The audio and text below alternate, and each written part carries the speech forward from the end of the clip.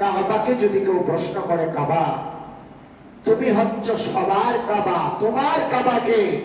কাবা বলবে আমার কাবা হলো মুহাম্মাদুর সাল্লাল্লাহু আলাইহি। এই জন্য কাবা মদিনার দিকে একটু ঢাল আছে, সেজদার মতো আছে।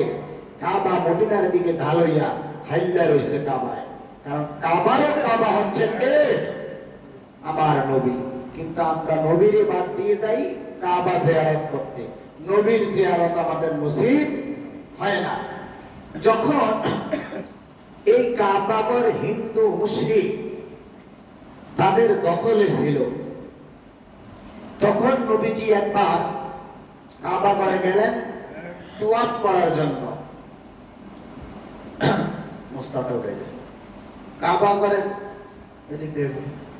কাবাগরে তোয়াফ করার জন্য নবীজি কাবাগরের দারোয়ানের কাছে চাবি চাইলেন। কি চাইলেন? দারোয়ান তখন কোন সরকারের আমলে? মুশরিক, মানে যারা কাফের তাদের আন্ডারে দারোয়ান। কি চাবি দিব নবীরে? এখন নবী চাবি খুঁজলেন, তিনি বললেন যে আপনাকে চাবি দেওয়া যাবে, যে কাবার মালিক হেরে কি দিবে না। নবীজি বললেন এই কাবার দারোয়ান কান দিয়ে সুন্দর মতো শুনে রাখো, একদিন এই কাবার দায়িত্ব নবীর কাছে থাকবে। আমরা আগে বুঝি নাই আপনি এত দরদিবান মানুষ। আল্লাহ নবী এই কাবার চাবি হাতে বুঝে পাইয়া এইবার নবীর মুয়াজ্জিনের নাম হযরতে হাবশী বেলাল রাদিয়াল্লাহু তাআলা আনহু, ওই হাবশী বেলালকে নবী ডাক দিয়ে বলেন, বেলাল রে এইবার তুমি কাবার ছাদে উঠো, উঠি এবার সর্বপ্রথম আযান দাও। সুবহানাল্লাহ। কার দখলে আসলো? নবীর দখলে। হযরতে বেলাল কাবার মধ্যে উঠে আযান দিবে। একবার দক্ষিণ দিকে মুখ করেন, আরেকবার উত্তর দিকে মুখ করেন, আরেকবার পশ্চিম দিকে মুখ করে, আরেকবার পূর্ব দিকে মুখ করে, কিন্তু আযান দেওয়ার মতো বেলাল রাদিয়াল্লাহু তাআলা আনহু আযান দেওয়ার মতো এত সাহস পাচ্ছে না। তিনি তার কারণ কি? তার কারণ হলো হযরত বেলাল রাদিয়াল্লাহু তাআলা আনহু তিনি একবার আবার নবীর দিকে তাকায়। নবী বলে, বেলাল কি হলো, মদিনায় থাকতে তুমি আযান দিতে এত বিলম্ব করতে না? আজকে তুমি একবার তুমি পশ্চিমে তাকাচ্ছ, একবার পূর্বে তাকাচ্ছ, আর একবার তুমি উত্তরে তাকাচ্ছ, আযান দিতে দেরি হয় কেন রে বেলাল? বেলাল বলে, ইয়া রাসূলুল্লাহ, ইয়া হাবিবাল্লাহ, আমি যখন মদিনায় ছিলাম আমি কাবার দিকে ফিরে আযান দিয়েছিলাম। এখন তো কাবায় আমার পায়ের নিচে, আমি কাবার ছাদে দাঁড়ায় আছি, আমি কোন দিকে ফিরে আযান দিব এটা আমি কল্পনা করতে পারি না। আল্লাহর নবী বলে, বেলাল রে তুমি কি জানো না বেলাল, আমি নবী হচ্ছি কাবারও কাবা, আমার দিকে ফিরে আযান দাও। তাহলে নবীজি হচ্ছেন কাবারও কাবা, কাবারও। যেই নবীর কারণে আজকে কাবা দামি হইল, যেই নবীর কারণে হাজারে আসওয়াদ দামি হইল, যে নবীর কারণে আজকে আমরা হজ পাইলাম, কিন্তু আজকে সেই নবীর রওজায় হজ করতে গেলে ঘন্টা মৌলবীরা কি দেয়? তো ঘন্টা মৌলবীরা কয় মদিনায় যাওয়া লাগবে না, এটা হজের রোকন না, তোমরা শুধু মক্কা কি করো জিয়ারত করে, মক্কা তওয়াফ করে, হাজার আসওয়াদ তওয়াফ করে তোমরা চলে আসো, মদিনায় যাওয়ার কি নাই, দরকার নাই। এখন নবীর সাথে এই বিদ্বেষ আজকে ছিল না। বিশেষভাবে শায়খ আব্দুল হক মুহাদ্দিস দেহলভী রাহমাতুল্লাহর একটা কিতাব আছে জজবুল কুলুব, নাম কি? ইলা দিয়ারিল মাহবুব সাল্লাল্লাহু আলাইহি ওয়াসাল্লাম, পুরো কিতাবটা। এই কিতাবের মধ্যে ফাতহুল বারি শরহে সহিহুল বুখারীর হাওলা দিয়ে একটি ঘটনা উল্লেখ করেছেন যে ইহুদিরা, নাস্তিকরা এবং কি যারা খ্রিস্টান, তারা চিন্তা করলো মদিনা এত দামি কেন, মদিনাতে এত ধন সম্পদ কেন, মদিনাতে কেন স্বর্ণের খনি, আর মক্কা মদিনা কেন এত দামি? তারা গবেষণা করার চিন্তা করলেন।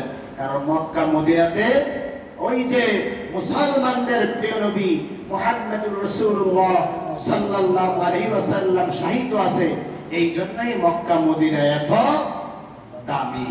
তখন তারা একটা পরিকল্পনা করলেন যে মুহাম্মদ সাল্লাল্লাহু আলাইহি ওয়াসাল্লামের লাশ মোবারক যদি চুরি করে আমাদের দেশে দাফন করতে পারি, তাহলে আমাদের দেশও দামি হইয়া। তাহলে খ্রিস্টান, মুশরিক, ইহুদিরা বিশ্বাস করছেন নবীর লাশ মোবারক যেই জায়গায় থাকবে ওই জায়গাতে উন্নত রহমত। কিন্তু আমার মতো বেঈমান, আমার মতো মুসলমান নবীর এই বিশ্বাস অন্তরে ঢুকাইতে কি শিক্ষা দিল? হজ করতে যাবেন, হজের কাজ শেষ করলে মদিনায় যাওয়ার কোনো দরকার এই আমাদেরকে এই দিয়ে দিল।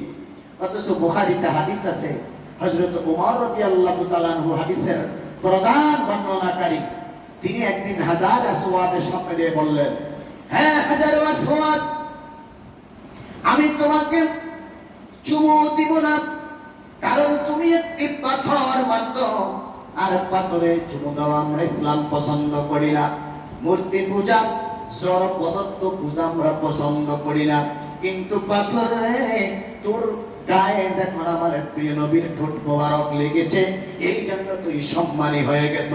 আমার নবী পাথরে চুমু দেওয়ার কারণে পাথর আজকে আমি তোরে চুমা দিলাম, না হলে তোর পাথরের কোনো দাম থাকতো না। সুবহানাল্লাহ। সেই পাথরও আমার নবীর কারণে আজকে চুমু দেওয়ার উপযুক্ত হয়েছে। এই জন্য আল্লাহর প্রিয় নবী মুহাম্মদুর রাসূলুল্লাহ সাল্লাল্লাহু আলাইহি ওয়াসাল্লামের লাশ মোবারক চুরি করার পরিকল্পনা চলল। তিনজন ইহুদি বড় আলেম, তারা ইসলাম সম্বন্ধে জ্ঞান তারা ধারণা করলেন। করার পরে তারা মদিনার একটি শহরে মদিনার গভর্নরের কাছে যায় বললেন, জাহাপনা, আমরা বিদেশি মেহমান, আমরা মুসাফির, আমরা এই তিনজন ব্যক্তি মদিনার একটি শহরের মধ্যে থাকবো, আমাদের কোনোদিন ডিস্টার্ব করবেন না, আমরা মুসাফির মানুষ, আমরা দিনের ধর্ম পালন করে ইসলাম পালন করি, আমাদেরকে কোনো সময় ডিস্টার্ব করবেন না। এই বলে মদিনার প্রেসিডেন্ট থেকে তারা অনুমতি নিয়ে গেলেন। নিয়ে তারা একটি তাঁবু গাড়লেন, আর সারাদিন ওই তাঁবু থেকে তারা মানুষকে হাদিয়া দেয়, গরিবদেরকে বন্টন করে, দান সদকা করে। সারা মদিনার ভিতরে একটা তারা এমন ভাবে তারা প্রসারিত হয়ে গেলেন, তারা দরবেশ, তারা ভালো মানুষ, তাদের মাথায় পাগড়ি, তাদের গায়ে পাঞ্জাবি, তাদের মুখে আমার দয়াল নবীজি সুন্নত মুবারক আছে, এমনি ভাবে তারা ভালো হিসেবে পরিচিত হয়ে গেলেন। কিন্তু হঠাৎ করে একদিন আল্লাহর প্রিয় নবী মুহাম্মদুর রাসূলুল্লাহ সাল্লাল্লাহু আলাইহি ওয়াসাল্লাম মিশরের নুরউদ্দিন জঙ্গি, মিশরের বাদশা নুরউদ্দিন জঙ্গি রহমাতুল্লাহ আলাইহিকে স্বপ্নে দেখায়, হ্যাঁ নুরউদ্দিন জঙ্গি, এই দেখো আমার লাশ মুবারক চুরি করার জন্য তিনটা শয়তান গভীর খনন করে মাটির নিচে দিয়ে আস্তে আস্তে মদিনার রওজার দিকে আসতেছে। তুমি মিশর থেকে মদিনায় যাও, যাই আমার লাশটাকে যারা চুরি করার জন্য এসেছেন তাদেরকে বন্দী করো। কিন্তু নুরউদ্দিন জঙ্গি রহমাতুল্লাহ আলাইহি প্রথম দিন স্বপ্নে দেখার কারণে তিনি বিভিন্ন রাষ্ট্রের বিভিন্ন দায়িত্ব থাকার কারণে এই স্বপ্নকে তিনি গুরুত্ব দেয় না। পরের দিন আবার স্বপ্ন দেখাইলেন নবীজি। এরকম উপর উপর 3 দিন স্বপ্নে দেখাইবার পরে নুরউদ্দিন জঙ্গি রহমাতুল্লাহ আলাইহি চিন্তা করলেন, আমার দয়াল নবী আমাকে একবার না, দুইবার না, 3 বার স্বপ্নে দেখাইছে, অবশ্যই সেই কাজটা আমি নুরউদ্দিন জঙ্গির উপরে ন্যস্ত হয়ে গেল। এখন এখানে কিন্তু প্রশ্ন, যিনি মসজিদে নববীর ইমাম তিনি কি তখন ছিল না? কাবা ঘরের ইমাম ছিল না? কিন্তু নবী তাদেরকে স্বপ্ন না দেখায় দেখাইলো কারে?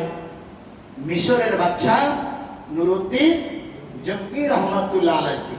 তাই বলে মক্কা মদিনার ইমাম যদি ফতোয়া দেয়, এটা আমার জন্য ফতোয়া না, আমাদের ফতোয়া হচ্ছে কোরআন সুন্নাহ। ফতোয়া কি? মক্কা মদিনা আমাদের ফতুয়া না, মক্কা মদিনা আমাদের দলিল, আমাদের দলিল কোরআন সুন্নাহ। ওই মক্কা এটা নাই আমরা এটা করি বেদাত, মক্কা এটা নাই আমরা সেটা করি বেদাত। কিন্তু আমরা মক্কাকে এখন দলিল মেনে নিছি। কিন্তু নবীজিও স্বপ্নে কাবাগরের ইমামকে দেখায় না, মদিনার ইমামকেও কি দেখায় না। দেখাইলে যে কারে? নুরুদ্দিন জঙ্গি রহমাতুল্লাহ আলাইহিকে দেখাইলেন। এই জন্য আল্লাহর প্রিয় নবী মুহাম্মদ রাসূলুল্লাহ সাল্লাল্লাহু আলাইহি ওয়াসাল্লামের কারণে আজকে হজ আমাদের জন্য ফরজ করা হয়েছে, সেটাও আমার নবীর কারণে। আগে তার হজ ফরজ ছিল না, কারণ এই কাবাগর আল্লাহ পৃথিবীতে আদম নবীকে সৃষ্টি করার 10,000 বছর আগে আল্লাহ এই কাবাগর কি করে রাখছেন? বানাইয়া রাখছেন। কিন্তু এটা কয়েকবার সংস্কারও করা হয়েছে। লাস্ট সংস্কার করা হচ্ছে হযরত ইব্রাহিম আলাইহিস সালাতু ওয়াস সালাম এবং ইসমাঈল আলাইহিস সালাতু ওয়াস সালাম, এই দুনো বাপ বেটা মিলিয়া লাস্ট সংস্কারটা কাবাগরে করেছিল। এই জন্য হজ করতে গেলে আমরা হজের কাজ শেষ করে মদিনা মুনাওয়ারা আল্লাহর প্রিয় নবী মুহাম্মদ রাসূলুল্লাহ সাল্লাল্লাহু আলাইহি ওয়াসাল্লামের রওজা মুবারক জিয়ারত করতে হবে কি হবে না? কোরআন শরীফের সূরা নিসার মধ্যে একটি আয়াত আছে, আল্লাহ বলেন ওয়ালাউ আন্নাহুম ইযলামু আনফুসাহুম জাউকা ফাস্তাগফিরুল্লাহ ওয়াস্তাগফারু লাহুমুর রাসূলু লাওয়াজাদুল্লাহা তাওয়াবার রহিমা। আল্লাহ বলেন ওয়ালাউ আন্নাহুম ইযলামু আনফুসাহুম জাউকা, ওরে বান্দা তুই তোর নফসের উপরে যত জুলুম করবি, অন্যায় করবি, পাপ করবি, অনাবিচার করবি রে বান্দা, জাউকা আমার নবীর দরবারে চলে যাও। ফাস্তাগফিরুল্লাহ, আমার নবীর দরবারে যাওয়ার পরে তুমি আল্লাহর কাছে তওবা করো। ওয়াস্তাগফারু লাহুমুর রাসূল, আল্লাহর নবী যখন তোমার তওবার পক্ষে সুপারিশ করবে, লাওয়াজাদুল্লাহ তাওয়াবার রহিমা, আল্লাহ তোমার তওবা কবুল করে নেবে। যতক্ষণ পর্যন্ত আমার কষ্ট হইতেছে সর্দির কারণে কথা বলতে, তারপরে বলতে হইতেছে, যতক্ষণ পর্যন্ত আল্লাহর প্রিয় নবী আমাদের তওবার পক্ষে সুপারিশ না করবে, আমাদের তওবা আল্লাহর দরবারে কি হবে না। এটা আল্লাহ নিজেই বলে দিয়েছেন জাউকা, কা মানে নবীকে বোঝানো হচ্ছে, কা তুম, এগুলা কয়েকটা বাক্য আছে আমার প্রিয় নবীকে আল্লাহ ইশারা করছেন। এই জন্য আল্লাহ বললেন তুমি যে কোনো অপরাধ করবা, অন্যায় করবা, নবীর দরবারে চলে যাও। কোন দরবারে? নবীর দরবারে যাওয়ার পরে তুমি আল্লাহর কাছে ইস্তেগফার করো। আর যখন আল্লাহর কাছে তুমি ইস্তেগফার করবা, তখন দয়াল নবী তোমার পক্ষ হইয়া ওয়াস্তাগফার লাহুমুর রাসূল, আল্লাহ রাসূল যখন তোমাকে সেইভাবে সুপারিশ করবে, লাওয়াজাদুল্লাহ তাওয়াবার রহিমা, তখনই আমি তোমার তওবা কবুল করে নিবে। সুবহানাল্লাহ, সুবহানাল্লাহ। তাহলে আল্লাহর প্রিয় নবী উসিলা ব্যতীত আমাদের দোয়া কি হবে না? হজ কবুল হবে না, নামাজ কবুল হবে না। এই জন্য আমার আল্লাহ মিরাজের রজনীতে তার প্রিয় নবীকে একটি সালাম দিয়েছে, আসসালামু আলাইকা আইয়ুহান নাবিয়্যু ওয়া রাহমাতুল্লাহি ওয়া বারাকাতুহু। আল্লাহর নবী সালামটুকু নামাজের মধ্যে, তাশাহুদের মধ্যে আমার আল্লাহ একবার পেটিং করে দিলেন। ওই জায়গায় নবীর সালাম না দিলে নামাজ হবে না। তোর নামাজের ভিতরে কাকে লাগাই দিলেন? আযানের মধ্যে নবীকে লাগাই দিলেন, ইকামতের মধ্যে নবীকে লাগাইয়া দিলেন। নাই কোন জায়গায়? এখন কিছু এই যে ঘন্টা মৌলবী যারা শায়খ, ঘন্টা মৌলবী আহলে হাদিস না আহলে হাদিস, এই ঘন্টা মৌলবীরা দেখেন ঘন্টা দিয়ে কি করব যে লা ইলাহা ইল্লাল্লাহু মুহাম্মাদুর রাসূলুল্লাহ একসাথে লেখা যাবে। তাদের মতো মূর্খ আমার মনে দেশে আর আল্লাহ কাউকে বানায় না। ঠিক আছে, একসাথে লেখা যাবে না, তো লেখলে কি হবে? ওই শিরিক। কি হবে? ওরা শিরিকের সংজ্ঞা জানে না, কি আলামত। অথচ আল্লাহ কোরআনের মধ্যে আগে মুহাম্মাদুর রাসূলুল্লাহ, পরে আল্লাহর নাম এনেছে।